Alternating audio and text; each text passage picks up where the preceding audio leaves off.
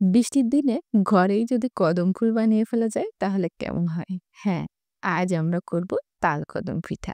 তাহলে চলুন শুরু করা যাক। তাল কদম পিঠা করার জন্য তাল তো লাগবেই। দেখুন আমি এখানে একটা তাল দিয়ে তাল কদম পিঠা করব। আমি একটা তাল নিয়েছি। প্রথমেই আমরা তালটাকে পরিষ্কার করে নিব। দেখুন আমি তালটাকে একটু আলাদা করে নিচ্ছি। এভাবে আলাদা করে নিলে কিন্তু খোসা ছাড়াতে সুবিধা হয়। দেখুন আমি খুব সুন্দর করে খোসাগুলো ছাড়িয়ে নিয়েছি। কালো তালগুলো কিন্তু বেশি মিষ্টি হয়। আপনারা চেষ্টা করবেন কালো তাল দিয়ে পিঠা করার জন্য, তাতে করে তিতা হবে না। দেখুন আমি খোসা ছাড়িয়ে নিয়েছি। এখন একটা গ্রেটার দিয়ে আমি গ্রেট করে নিব। খুব সহজেই কিন্তু গ্রেটার দিয়ে এভাবে তালের রস বের করা যায়। খুব সহজে আর খুব অল্প সময়ে আমি তালের রসটা বের করে নিয়েছি। দেখতে পাচ্ছেন আমার একটা তালে কিন্তু অনেকটাই রস বের হয়েছে। এভাবে তাল পরিষ্কার করে নিলে কিন্তু তালের আঁশটা থাকে সেটা থেকে যায়। এখন আমরা ছেঁকে নিব। সুন্দর করে এই তালের রসটাকে ছেঁকে নিতে হবে। আমি কিন্তু তালের রসটা ছেঁকে নিয়েছি। এখানে আর কোনো আঁশ নাই। এখন আমরা পিঠা তৈরি করতে যাব। তার জন্য আমাদের লাগবে বাসমতি চাউল। আমি বাসমতি চাউল দিয়ে করছি। আপনারা চাইলে কিন্তু পোলাও চাল দিয়ে করতে পারেন। চাউলগুলো আমি সুন্দর করে ধুয়ে ২০ মিনিট পানি দিয়ে ভিজিয়ে রাখব। দেখুন আমি পানি দিয়ে ধুয়ে সুন্দর করে ২০ মিনিট ভিজিয়ে রাখব। তারপর চলে যাব পিঠার পুর তৈরি করতে। এখানে আমি ১ কাপ নারকেল নিয়ে নিয়েছি আর নিয়ে নিচ্ছি 1/2 কাপ চিনি। সুন্দর করে চিনির সঙ্গে নারকেলের সঙ্গে মিশিয়ে একটা পুর তৈরি করে নিব। যেভাবে সাধারণত আমরা পুলি পিঠার পুর তৈরি করি ঠিক একই রকম। কোনো রকম পানি রাখা যাবে না, তাহলে কিন্তু পিঠা ফেটে যাবে। আমার কিন্তু পুরটা রেডি হয়ে গেছে। এখন পিঠার খামিটা তৈরি করব। এর জন্য আমি ১ কাপ দুধ দিয়ে দিয়েছি।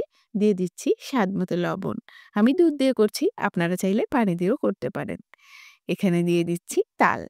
আমি এখানে ১ কাপের মতো তাল দিয়ে দিয়েছি আর ৩ টেবিল চামচ চিনি দিয়ে দিচ্ছি। এতে করে পিঠাটা কিন্তু খেতে খুবই মজা হয়। চেষ্টা করবেন খামির মধ্যে একটু চিনি দিয়ে দিতে, তাহলে পিঠাটা কিন্তু বেশ মজা হবে।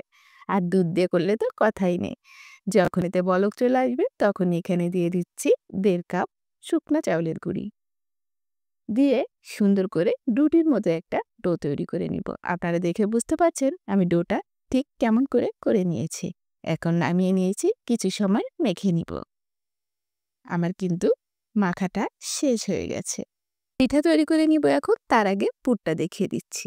দেখুন এই যে আমাদের পুরটা। এখন কুলি পিঠার মতো এরকম চেপে চেপে একটি বাটি তৈরি করে নিব। আপনারা দেখে নিশ্চয়ই বুঝতে পারছেন আমি কিভাবে বাটিটা তৈরি করে নিচ্ছি। তারপর এখানে দিয়ে দিব নারকেলের পুর।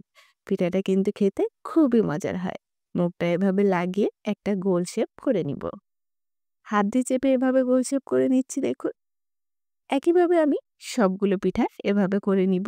আমার কিন্তু সবগুলো পিঠা তৈরি করা শেষ।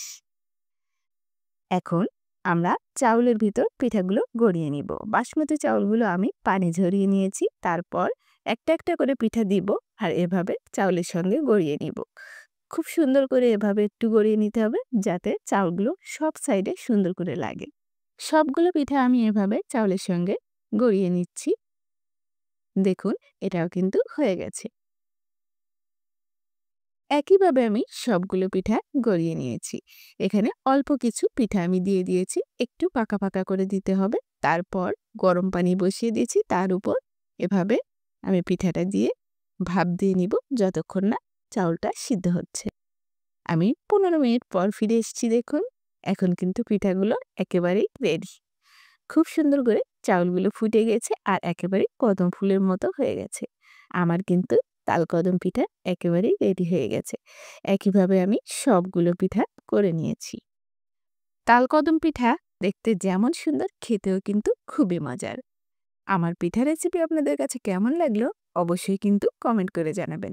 ভালো লাগলে একটা লাইক দিবেন। আর আমার চ্যানেলে যদি কোনো নতুন বন্ধু এসে থাকেন অবশ্যই কিন্তু আমার চ্যানেলটিকে সাবস্ক্রাইব করবেন। তাহলে আমার নতুন রেসিপি সবার আগে পৌঁছে যাবে আপনার কাছে। আজ তাহলে এখানেই বিদায় নিচ্ছি। পরবর্তীতে আবারও আসবো অন্য কোনো নতুন রেসিপি নিয়ে। সবাই ভালো থাকবেন, সুস্থ থাকবেন। ধন্যবাদ।